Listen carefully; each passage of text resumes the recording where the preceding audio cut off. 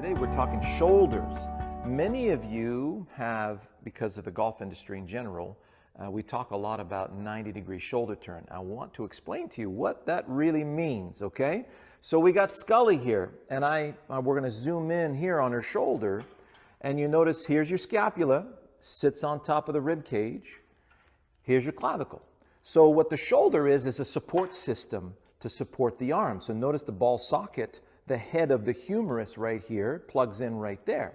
Now, this is where you have range of motion. You got 360 degrees of range through the ball socket. But in actual fact, the shoulder only has 20 degrees of range. That's it.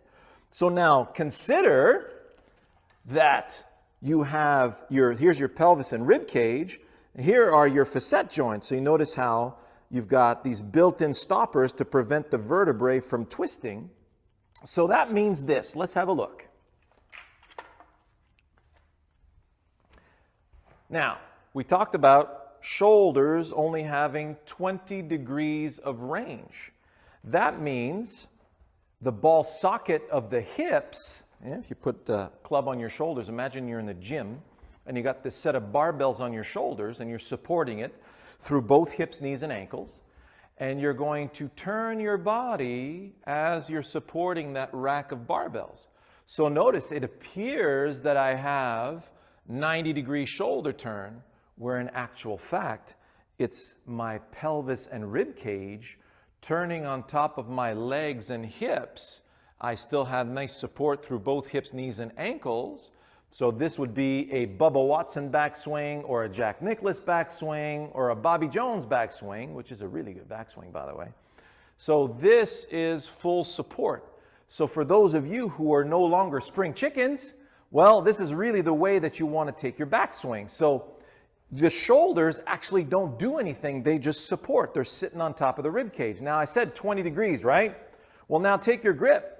Notice now that 20 degrees is down to about a 5 as a buffer in case you do, make a wrong move.